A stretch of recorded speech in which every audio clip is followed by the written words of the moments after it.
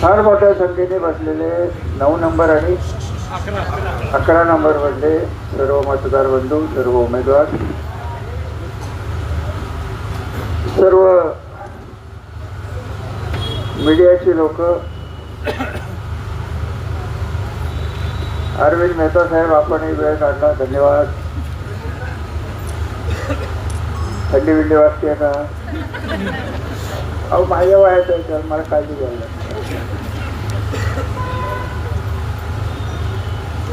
आज इलेक्शन त्यांनी माझी कारकीर्द घडवली, त्यातले काही थोडी माणसं माझ्यासोबत गल्लोगल्ली दिसतात. त्यात लक्ष्मण मेंबर आहे. मेंबर आपण जेव्हा छत्री धरली होती, आमदारकीची गोष्ट करतो, प्रचंड बहुमताने माझा विजय झाला. तर चिमणराव कदम साहेब एक अतिशय आक्रमक म्हणून प्रसिद्ध असलेलं राजकीय व्यक्तिमत्व, सगळ्यांनी मिळून निर्णयाने मिळून माझ्या तर्फे त्यांना आपण पाडलेलो.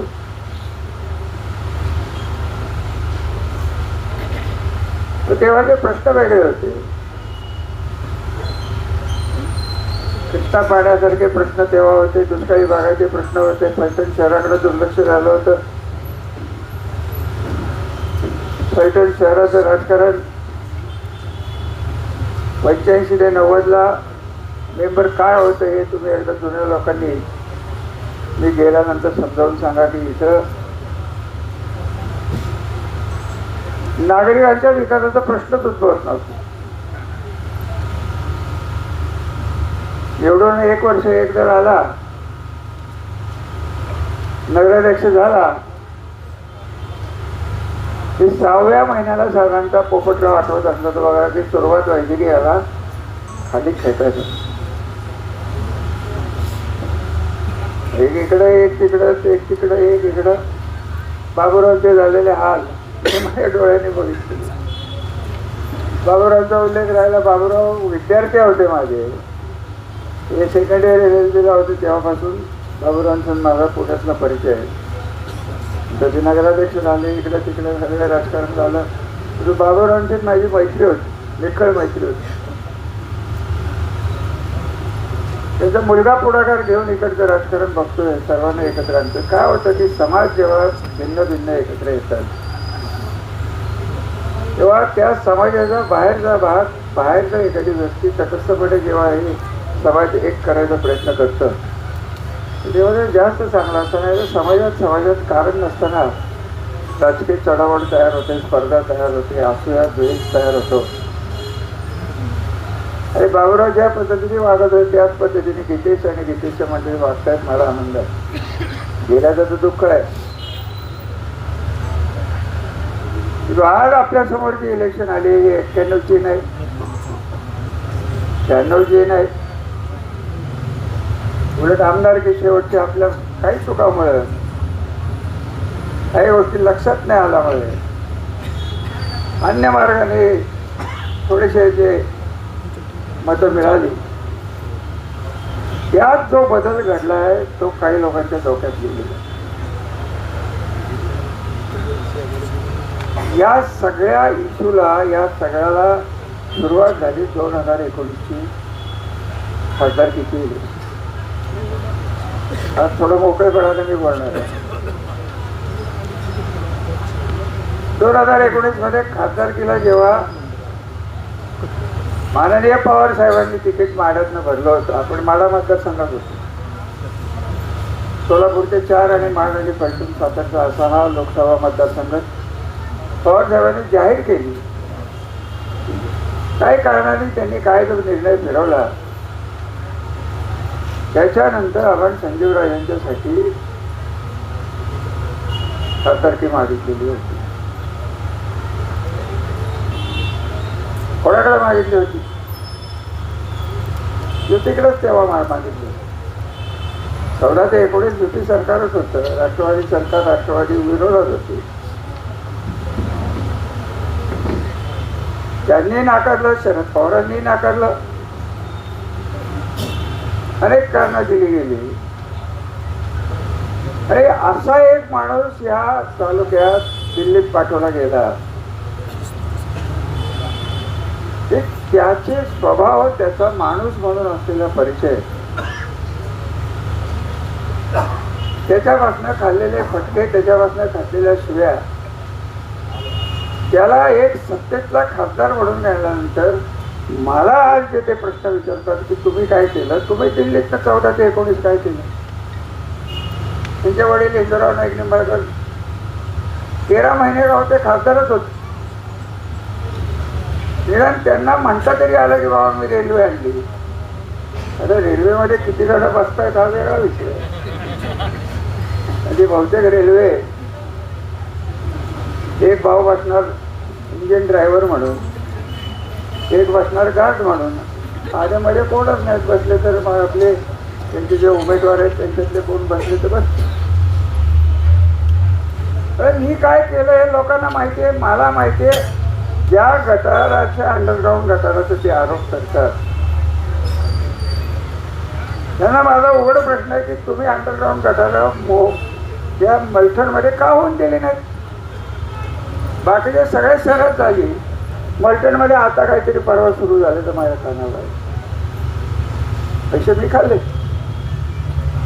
तो कॉन्ट्रॅक्टर पैसे देत नव्हता म्हणून यांनी कामं अडवली. ते रस्त्याचं ते नेहमी काढत असतात. दादानी त्याला उत्तर दिलं, बघ दादा तुमचं एक सांगता सांगता राहिलं की त्या काळात जाधव का कोण कोण होता, जाधव होता मागचा, आणि आता मोरे साहेबांना मी म्हणलं तुम्ही रस्ते बघा की काय झालंय, तुम्ही बघा. आपले माजी नगरसेवक तेव्हा झालेले ते जर राहत होते, दादासारखी माणसं गेलं त्या वहिनी इथं बसल्यात, त्यांना सांगितलं होतं की अमुक अमुक माणसाचा फोन आला तर आम्ही रस्ते करू. फोन काय जात नव्हता. त्याचं कारण सरळ होतं की जुनी बिलं जी काही थकलेली असतात ती काढून देण्याचा धंदा हे दोन भाऊ, आता जे नगराध्यक्षाचे उमेदवार, माजी खासदार, त्यांचा चुलत भाऊ, त्याचं नाव काय मला माहीत नाही, परंतु त्यांचे मिळून 15% ही बिलं काढली गेली आणि म्हणून रस्ते झाले नाही, खड्डे भरले नाही. आणि ते टाक कोणावर, आता त्या मोरेला मी बदली करून आणलो. त्यांनी सांगावं की मोरे 1 वर्षात का गेला, कंटाळा, माझ्याकडे येऊन रडला. मी त्याला आधी सांगितलं होतं की तुझं काय खरं नाही, तुला बेकायदेशीर कामं करायला होती, किती बेकायदेशीर कामं करायचा त्यांनी प्रयत्न केला, हा वेगळा विषय. आपल्याकडे 35 वर्ष सत्ता आहे. मी म्हणतो की ठीक आहे काम झालं नसतं. वैयक्तिक एका नागरिकाचं, एका पुरुषाचं, एका महिलेचं, एका विद्यार्थ्याचं कधी आमच्याकडनं सत्तेचा वापर करून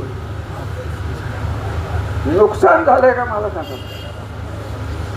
एकाने हात वर करून सांगायचं नाही रामराजे काम झालं नाही, मान्य. घरदार उठवण्यापर्यंत या माणसांची मदत गेलेली तुम्ही सगळ्यांनी बघितलेली आहे. इथपर्यंत मदत की त्या आगवण्याच्या मुलीने आत्महत्या करायचे प्रयत्न केले. तर यांनी आरोप काय केला, रामराजेने जे घडवून आणला, तर मी सांगितलं आत्महत्या.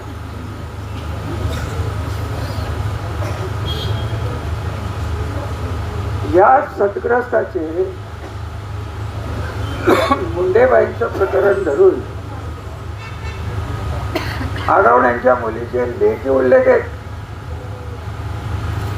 त्या काळी ते खासदार होते, त्यांची भांडणं काय झाली, आगवणे काय आहेत, मला काय घेणं देणं नाही. सरकारकडे माझं एकच तेव्हाही मागणं होतं की जर नाव सुसाईड नोट मध्ये असेल, नाव घेतलं गेलं असेल, तर कमीत कमी त्या माणसाच्या नावाची माणसं तरी त्यांनी पोलीस चौकीत स्टेटमेंट घ्यायला पाहिजे का नको, साधा विषय हो. जेव्हा बोलवलं जातं पोलीस चौकीत तर तुम्हाला वाटलं नका अटक करू, त्याच्यातनं बोलवलं गेलं नाही. 2 मुलींनी आम्ही तेव्हाच निश्चय केला होता की या माणसाच्या हातात सत्ता गेली तर स्वतःचा कार्यकर्ता जो आहे त्याचा घरदार उद्ध्वस्त करणारा हा माणूस तुमचं काय करणार एवढं मला सांगा ना. कोणी सांगावं. मांडवगडाच्या नंदून नवऱ्या बायकोने आत्महत्या केली त्याच्यातही यांचं नाव. सरकार ठप्प आणि लेटेस्ट समजत मुंडेताई तिने तर इन्क्वायरी ऑफिशियल पेपरमध्ये शासकीय पेपरमध्ये माझे खासदार आणि त्यांच्या 2 PNनी माझ्यावर प्रेशर टाकलं. अरे पण त्याला बोलवा की विचारा त्यांना. 22 साली माझं उदाहरण सांगतो. सभापती होत गव्हर्नर नंतरची महाराष्ट्र राज्यात घटनात्मक पोझिशन ही सभापती असते.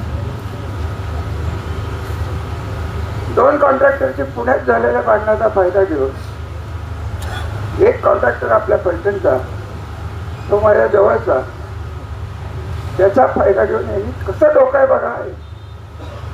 त्या दुसऱ्या कॉन्ट्रॅक्टरला गाठलं आणि त्याला माझ्यावर आरोप देऊन सांगितलं की रामराजे नाईक निंबाळकरांनी मला उचललं पुण्याच्या घरात नेलं माझ्याकडनं खंडणी मागितली.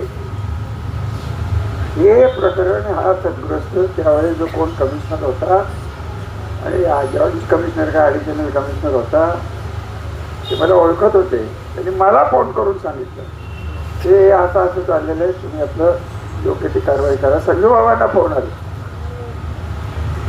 अहो बसलेल्या सभापतीवर खोटे आरोप हा माणूस करू शकतो तर त्यांनी मला त्यांचं उघड चॅलेंज म्हणून ते जरा आज मीडियाला बोलवलं की हे त्यांनी केलंय की नाही एवढं तरी त्यांनी खरं बोलावं. आणि याचे साक्षीदार म्हणून जर बोलवायचंच असलं मला या माझ्या केसमध्ये फोन कोणाचा आला होता तुम्ही पक्क लक्षात घ्या.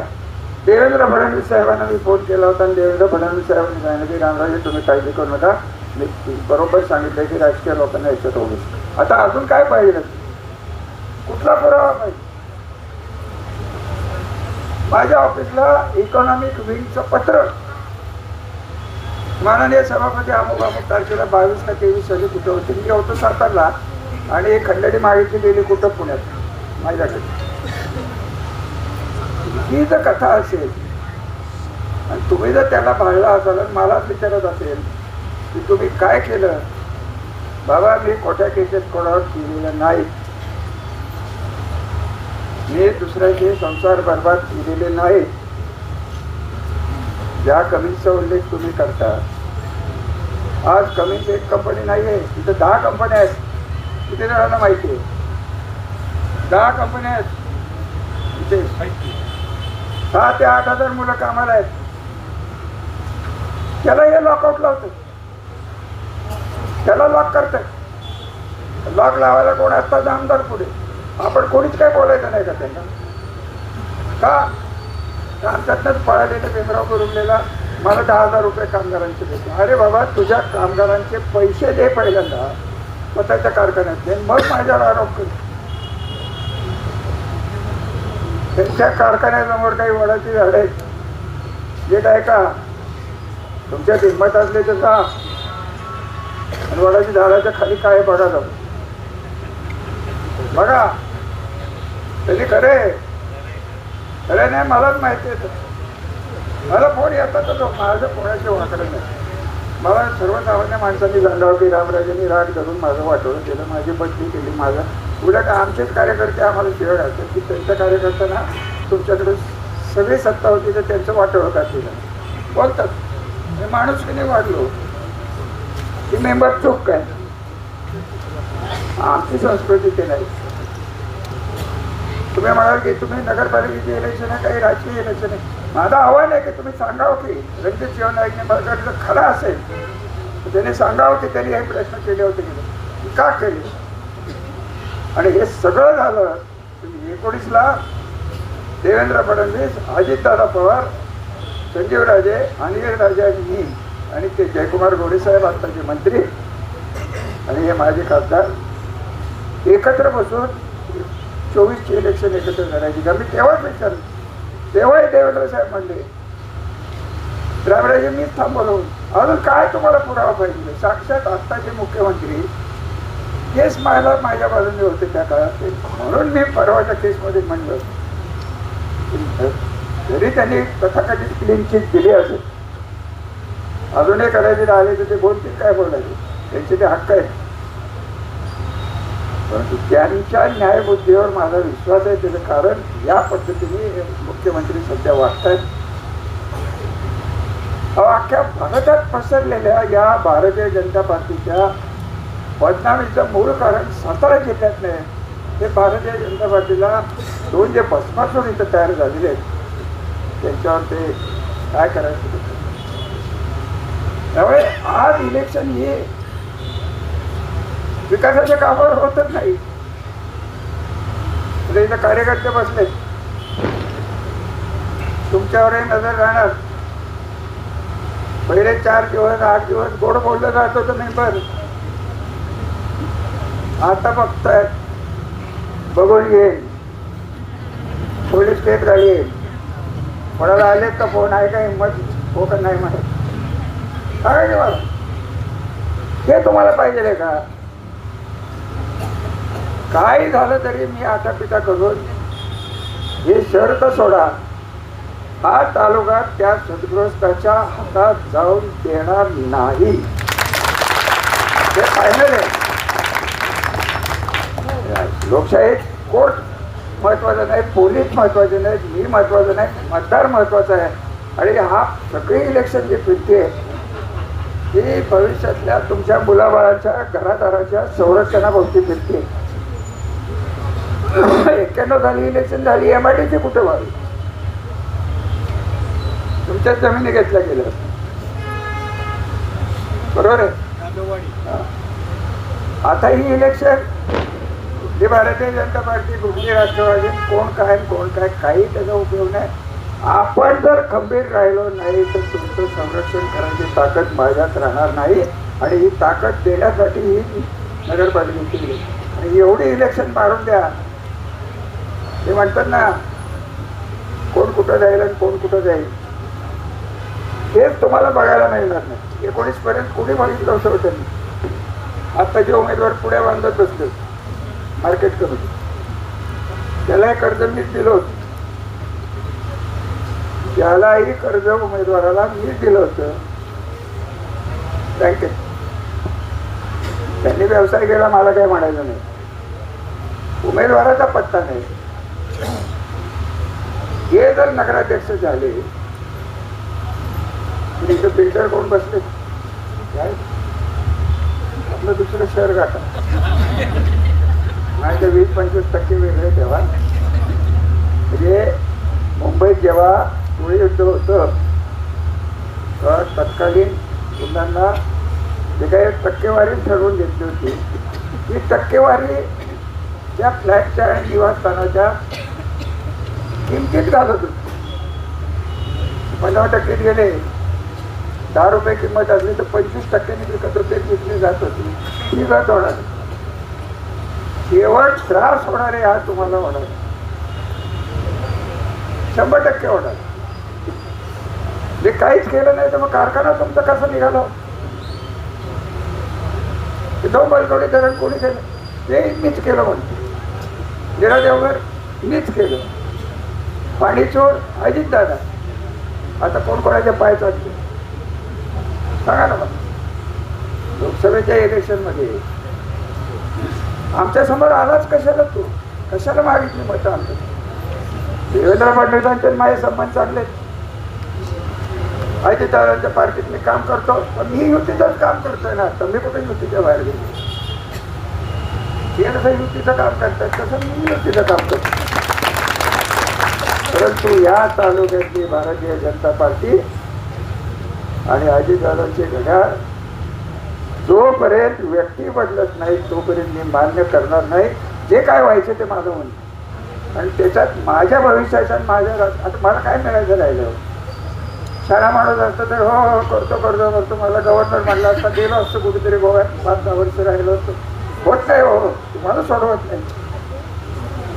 30 वर्ष खपून गणपती केली आपण काही सांगा, या केवढं गटबाजी मर्यादित, राजकारण मर्यादित, इलेक्शन पुरतं राजकारण आणि विकास. 100 कोटी रुपये गटाला म्हणतो खाल्ले, ते दिले मला देवेंद्र फडणवीस सांगून. हे बंद, हे बंद, ते बंद, बिलं काढू नका, बदल्या करीन, पोलिसांच्यात घालीन. एका फटक्यात उपमुख्यमंत्र्यांनी पोलिसांना सांगितलेले फोन करून की माझ्या कार्यकर्त्याला हात लागला तर आंदोलनात मी स्वतः उतरेन. त्यामुळे पोलीस चौकीचं झालं. आता तुम्हाला काय फोन घेऊन येत बरोबर सोडून द्या तुम्ही ते सगळ्या बांधणी. आपले दिवस संपले, छळछावणी संपली आणि या छळछावणीचं शेवटचा खांब ओकडायचं काम फक्त तुम्हाला यावेळेस करायला लागणार आहे. आणि धनुष्यबाण म्हणजे तुमचं स्वतःचं भविष्य आहे. ही सावधगिरीची सूचना माई भगिनी आणि सगळ्यांना देते. तिथं चिन्हधरा म्हणजे तुम्हाला तुमचंच बघायला लागणार. मी तर आहेच, मी काय कुठं जाणार नाही. कल्चर मी सोडत नाही, आयुष्यात सुटणार नाही.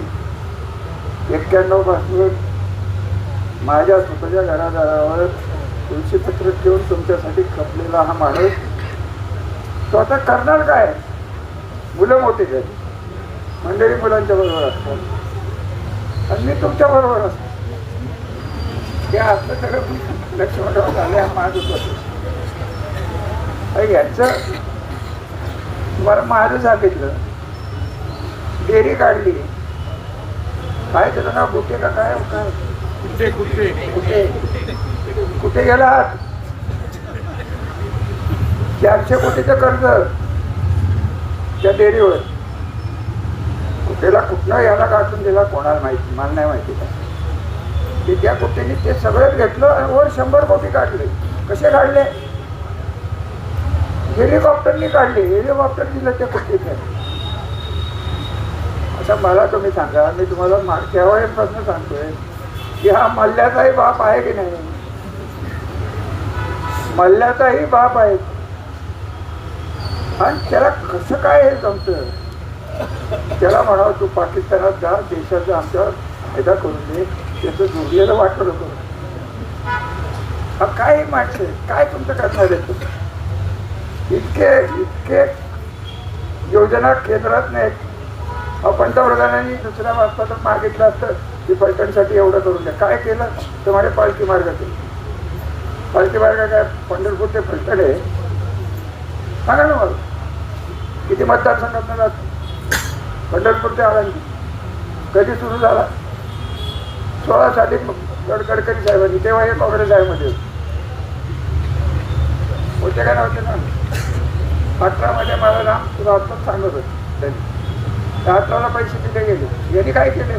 हेलिकॉप्टरमधनं चक्कर मारले. गडकरी साहेबांनी हात केला, तुम्ही ते बघितलं, तुझ्या विषय बघितल्या. हा सगळं बोगस, सगळं बोगस. मला 4 पोलीसच्या गाड्याचं संरक्षण लागणार आहे. मी 2 गाड्या घेऊन फिरतो.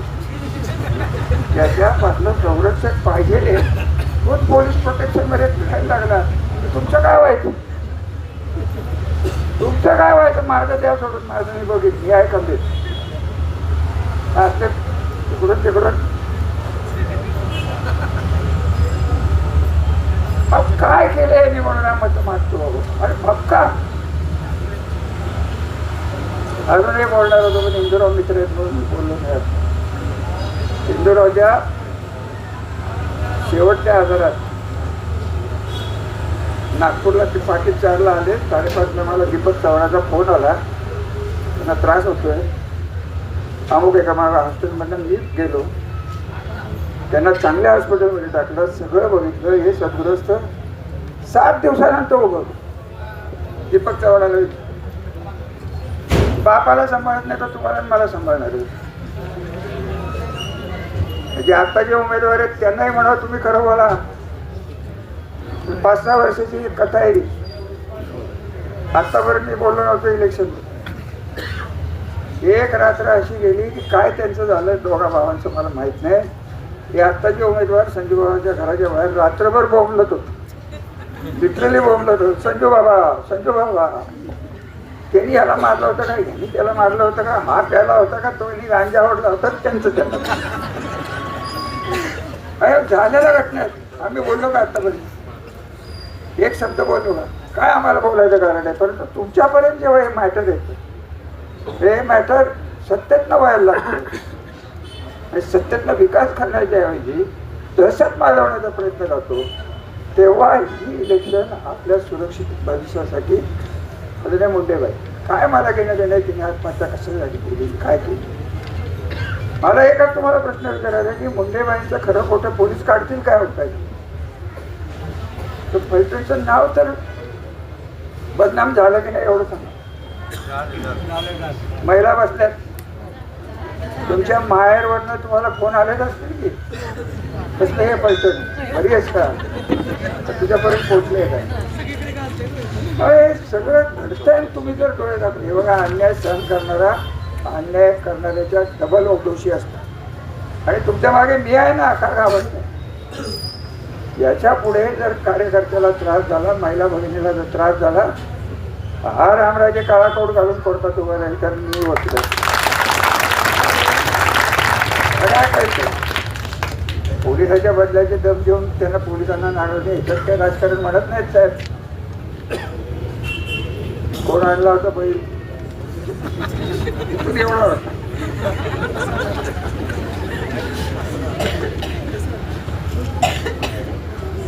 4 कोटी रुपये काढले होते.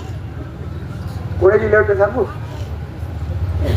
हा, आम्हाला कळत राहतं. 30 वर्ष काय लाटा मोडत बसलो होतो काय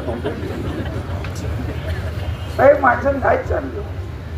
माझा राजकीय विरोधक आहे, त्यांनी नीट वागितलं असतं तर माझं काहीच म्हणणं नाही. त्याला मी सांगितलं होतं की तू नीट वाग. माझ्या आई वडिलांच्या बद्दल बोलायचं, बापावर पिस्तूल घेऊन जायचं, भावाला आणायचं, याची केस त्याची केस त्याची केस, कारखाना बोंब बसतो. कशाचं काय घेऊन बसलाय? तुमच्या डोळ्यासमोर त्यांचा पक्का भुलून जाऊ नका. जे इथनं गेलेत त्यांना माझी विनंती आहे, कार्यकर्ते, नाव मलाही माहिती आहे, इथं काय चालतं ते मला भीत माहिती असते. एक गडी मला दिसत नाहीये. जर असेल कुठं कोपऱ्यात नाही ऐकत असेल, त्याला माझं हे शेवटचं म्हणणं राहील की जर तू जर उद्योग करायचा प्रयत्न केला तर त्या नाईक निंबाळकरांपेक्षा वाईट नाईक निंबाळकर मी आहे, तुला सिद्ध करू.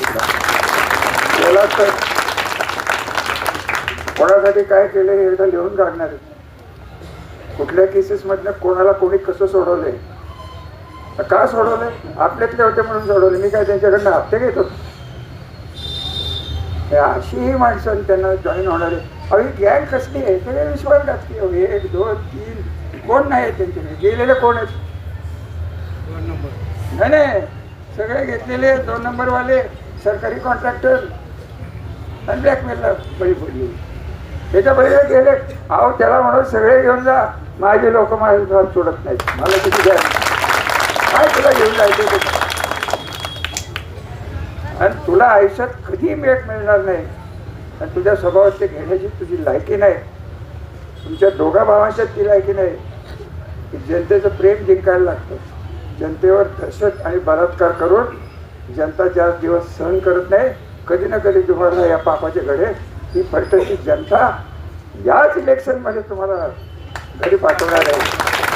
आणि तुम्ही विचार करा की आम्ही केलं नाही पण वाईटही केले. अरे, मला जमलं नसेल तुमच्या आयुष्याचं सोनं करायला, कोळसा तर नाही केला. कोणाचा केला मला दाखवा ना तुम्ही.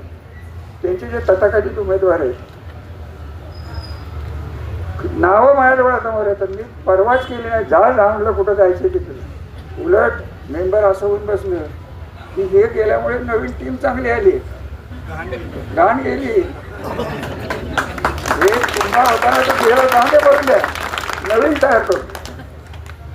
आता यात दोघींना चान्स तरी मिळाला असतो. सांगेल तुमचं उदाहरण का? अरे गेले ते गेले, जाऊन द्या. कोण म्हणते ते कावळे होते का गिधाडा होते, मला काय कळलं.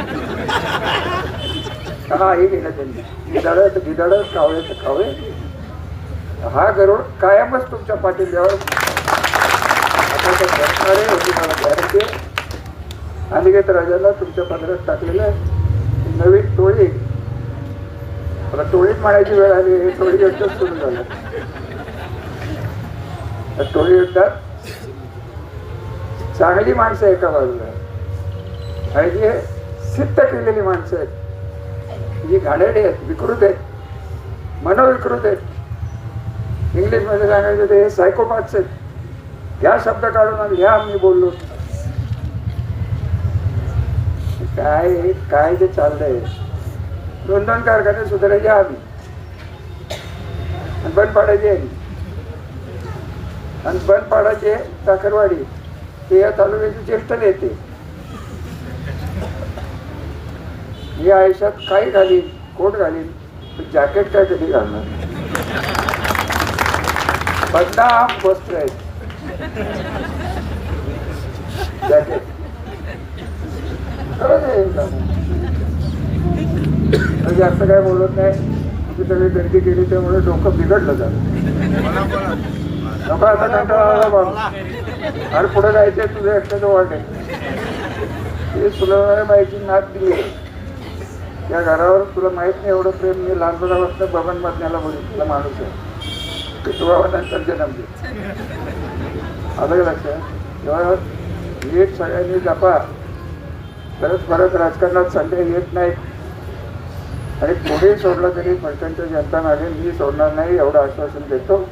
जय हिंद, जय महाराष्ट्र. धन्यवाद.